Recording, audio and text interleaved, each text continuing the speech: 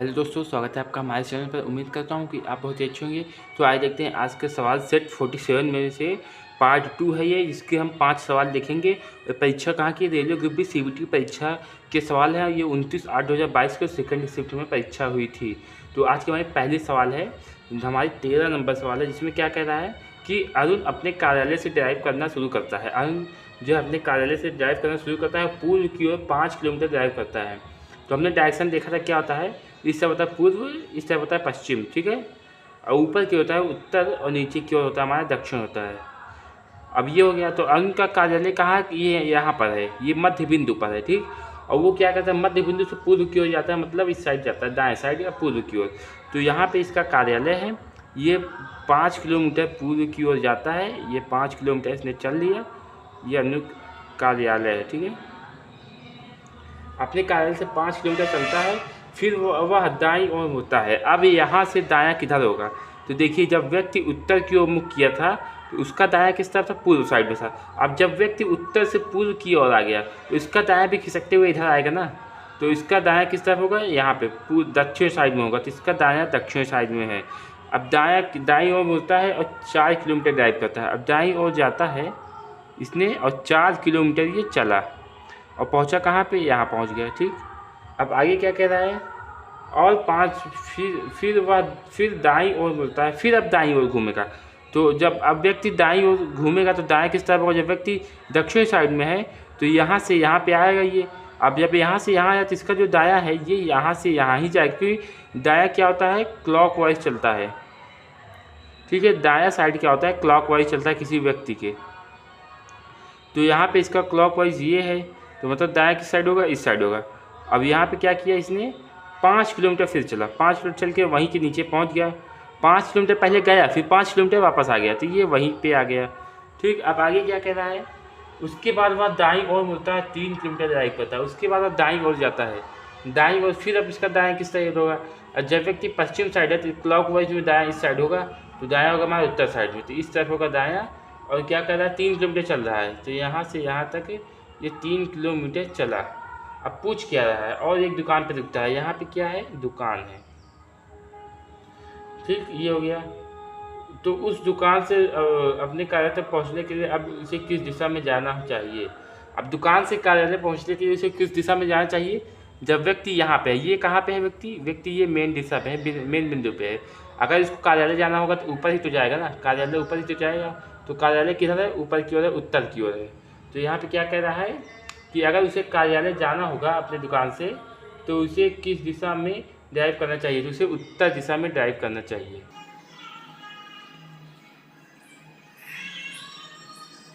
Option number यहाँ पे हमारा कौन सा मैच कर रहा है? ऑप्शन नंबर हमारे यहाँ पे पहला मैच कर रहा है, उत्तर, देखिए, ठीक। आइए दोस्तों देखते हैं आज की हमारी दूसरी नंबर सवाल, जो कि सवाल नंबर 14 है। इस सवाल में क्या कह रहा है कि इस प्रश्न में एक कथन और उसके बाद 2 निष्कर्ष दिए गए हैं और निम्नलिखित कथन के आधार पर दिए गए 2 निष्कर्षों में से कौन सा सत्य है? हमें यहाँ पे ये कथन दिया है, उसके 2 निष्कर्ष दिए हैं और इन दोनों के निष्कर्ष देखिए कौन सा सत्य है और कौन सा असत्य है, ये हमें बताना है। तो इसको लिख लेते हैं, ठीक। हमने यहाँ पे कथन और उसके निष्कर्ष को लिख लिए हैं। सबसे पहले ये हमारा पहला निष्कर्ष है, ये हमारा दूसरा है। तो पहले निष्कर्ष को हल करते हैं। क्या है? Yes greater then Q. तो यस से लेकर के क्यू तक को लिख लेते हैं सवाल को। S greater than equal to N equal to A lower than equal to U greater than P lower than Q, ठीक। ये हो गया हमारा। उसके बाद हमें यहाँ पे हम हल करते हैं, यस और क्यू के बीच संबंध निकालना है। तो देखिए यहाँ पे क्या है? पी क्या है? पी तो क्या है कि पी ज़्यादा है और क्यू कम है। लेकिन ये दोनों क्या है? देखिए ये और ये दोनों क्या है? यू से सॉरी यहाँ पे ये नहीं हो सकता, क्योंकि यहाँ पे संबंध ही नहीं बन रहा है। यहाँ पे या तो ज़्यादा होना चाहिए, तो कम होना चाहिए, ठीक है। लेकिन यहाँ पे क्या है? ये बीच में जो पी है ये एक तरफ ज़्यादा हो गया, एक तरफ कम हो गया है। और यहाँ पे यस देखिए, यस ज़्यादा है यन से और यन बराबर है ए के।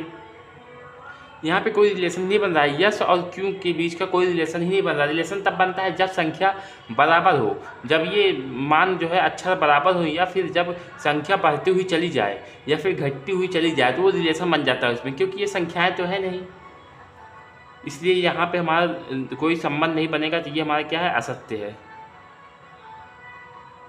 संबंध बनता है तब हम इसको हल कर पाते हैं। अब जैसे दूसरा हमारा देखिए क्या है, a ग्रेटर देन t, तो a और t के बीच को लिख लेते हैं। a और t यहाँ पे दिया है, t is equal to S greater than equal to n equal to a, यहाँ तक हमें दिया है।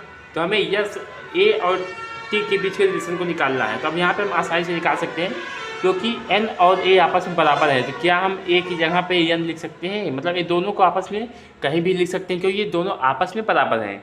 ठीक, तो यहाँ पे t equal to S greater than equal to n लिखें या a लिखें, क्योंकि दोनों आपस में बराबर है। a इक्वल टू n ऐसे भी लिख सकते हैं या फिर n को गायब कर दें, क्योंकि हमें इस सवाल में n की आवश्यकता ही नहीं है, तो इसको हम अभी गायब कर देंगे।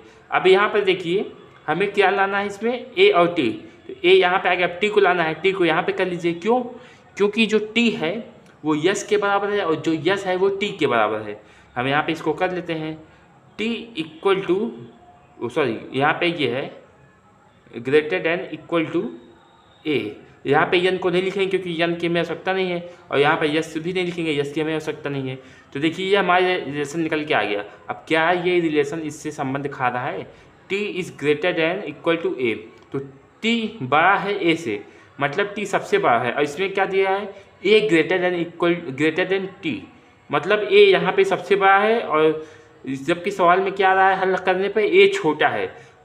सवाल क्या दिया है, ए बड़ा है, लेकिन सवाल को हल करने पे क्या आ रहा है, ए छोटा है। तो यहाँ पे ये रिलेशन भी मान नहीं बनेगा, ये भी क्या हो जाएगा, असत्य।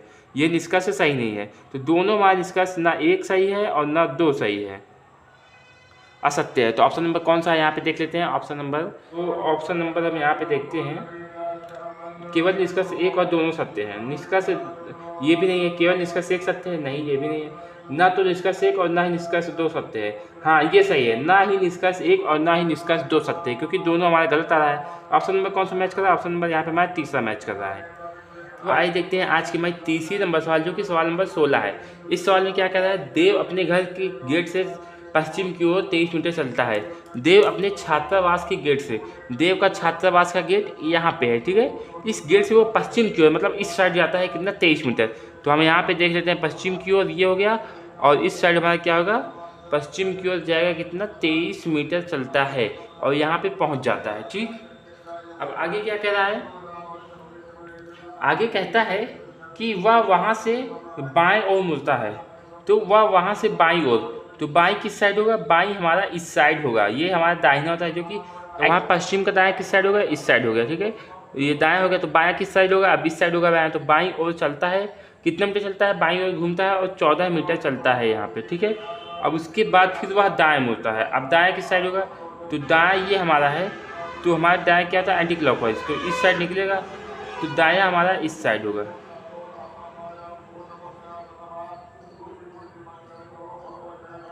ठीक, ये हमारा दायां हो गया। अब जब कोई व्यक्ति, आप ऐसे भी देख सकते हैं, जब कोई व्यक्ति दक्षिण की ओर होता है, दक्षिण की ओर होने पर उसका दायां किस साइड होता है, पश्चिम साइड में होता है। ये इसका दायां हो गया, तो दाईं ओर में होता है, 63 मीटर चलता है, यहाँ पे घूमेगा, ये यहाँ पे 63 मीटर चल गया। ठीक, अब उसके बाद क्या करें, 63 मीटर चलता है, फिर वहाँ से वह बाएं होता है। अब बाएं किस साइड होगा, बाएं होगा हमारा इस साइड, और कितना मीटर चलता है, 32 मीटर, वो वहाँ से ये चल गया, 32 मीटर ये हो गया, और पहुँचा कहाँ पे, यहाँ पे पहुँच जाता है। अब आगे गए, फिर वह पुनः बाएं होता है, 86 मीटर चलता है। अब वह बाएं घूमता है और कितना चलता है, 86 मीटर। तो 3 6 2 8 80 86, मतलब यहीं पे आ जाएगा, इसके बिंदु पे ये यहाँ पे आ जाएगा। तो यहाँ पे ये 86 मीटर चलता है और यहाँ पे पहुँच जाता है।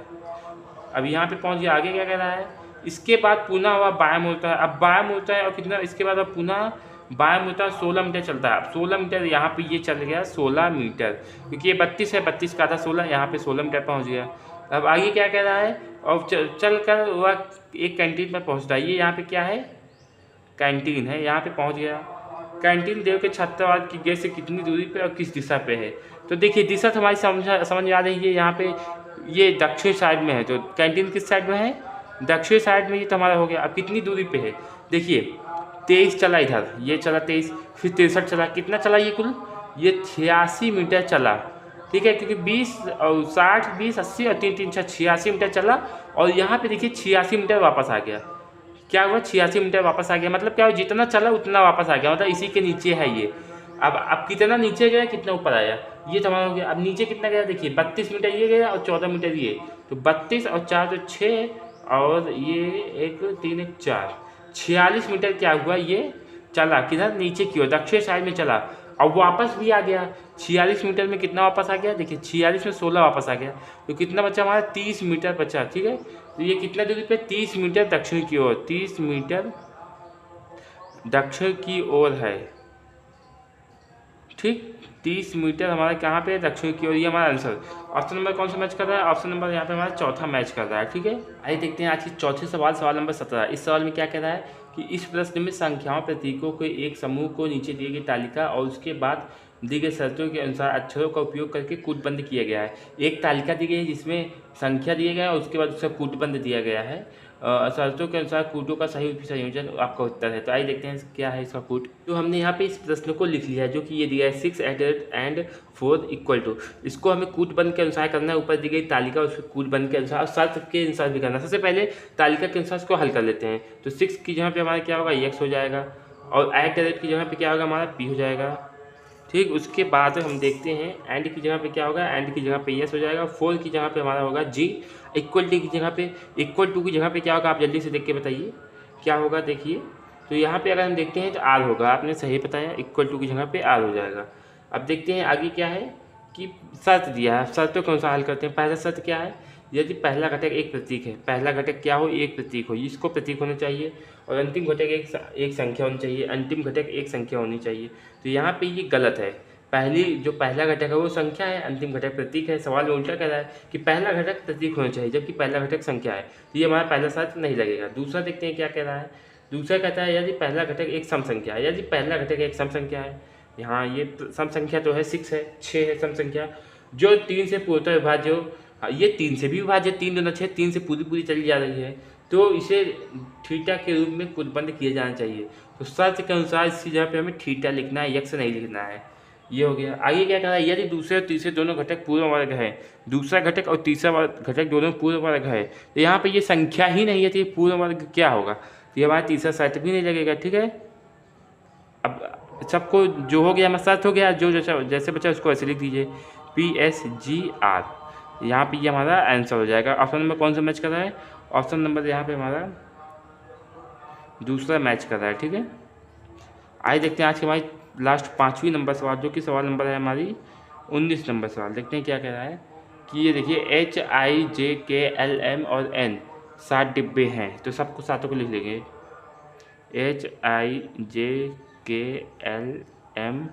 N 1 2 3 4 5 6 7, ये 7 डिब्बे हैं। ठीक है, सवाल में क्या कह रहा है, जिन्हें एक के ऊपर एक रखा गया। 7 डिब्बों को सबसे पहले बना लेंगे यहाँ पे। तो यहाँ पे देखिए 7 डिब्बों को हमने बना लिया, 1 2 3 4 5 6 7, सातों को बना लिया। अब किसी की स्थिति कन्फर्म नहीं, इसलिए हम किसी को लिखेंगे नहीं। आगे देखते हैं क्या बता रहा है इसमें, किंतु उनका इसी क्रम में होना अनिवार्य नहीं है, मतलब जैसे लिखा है वैसे होना अनिवार्य नहीं है। अब क्रम क्या है, के को एल के ऊपर, के किसी स्थान पर, के को कहाँ रखा गया, एल के ऊपर, तो एल यहाँ पे है तो एल के ऊपर के को कहीं रखा गया होगा, इसके बीच में कई और लोग होंगे। ठीक है, जिसके बीच हम गैप किए हुए हैं। ठीक है, किसी स्थान पर रखा है, किसी स्थान पे बोला है, मतलब इसके बीच में कहीं गैप कोई ना कोई होगा, किसी स्थान का मतलब हो गया। ठीक है, एक आध दो लोग तो होंगे ही होंगे यहाँ पे। आगे क्या है, के और एल के बीच केवल एक डिब्बा रखा गया है। अब यहाँ पे कह क्या रहा है, के और एल के बीच में केवल एक डिब्बा रखा गया है, तो यहाँ पे एक का जगह बना देंगे, 1 2 3 की स्थिति बन गई। आगे क्या कह रहा है, जे को एम के ठीक ऊपर रखा गया है। अब नई स्थिति क्या है, एम के ठीक ऊपर किसको रखा गया है, जे को रखा गया है, ये हो गया हमारा। और एच को एल के ठीक नीचे रखा गया है। एच को कहाँ रखा गया है, एल के ठीक नीचे, तो यल यहाँ पे, यल के ठीक नीचे किसको रखा गया है, एच को रखा गया है। ठीक, ये हो गया हमारा एच और एल, इसकी स्थिति कन्फर्म हो गई। एम और एच के बीच केवल 2 डिब्बे रखे गए हैं, एम और एच के बीच केवल 2 डिब्बे रखे गए हैं। तो यहाँ पे अगर हम बना दें तो देखिए 1 और 2 और यहाँ पे m ऐसे बन सकता है, या तो h के ऊपर भी बन सकता है, 1 2, एक डिब्बा यहाँ पे हो सकता है, एक डिब्बा यहाँ पे हो सकता है, यम यहाँ पे होना चाहिए। लेकिन यहाँ पे तो k की स्थिति कंफर्म हो गई है, तो यम ऊपर ना बैठ करके नीचे बैठेगा 2 डिब्बों को जगह छोड़ करके। ठीक है, तो यहाँ पे हो गया ना, m और h के बीच केवल 2 डिब्बे बैठे रखे हैं।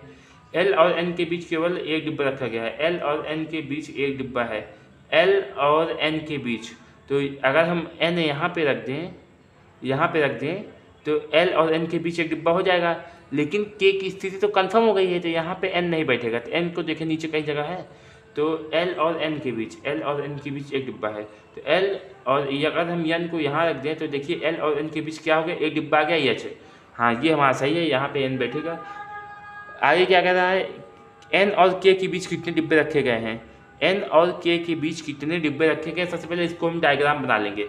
तो यहाँ पे अगर हम देखें तो 1 2 3 4 5 6 7, मतलब 7 डिब्बे, सातों की स्थिति कंफर्म हो गई है।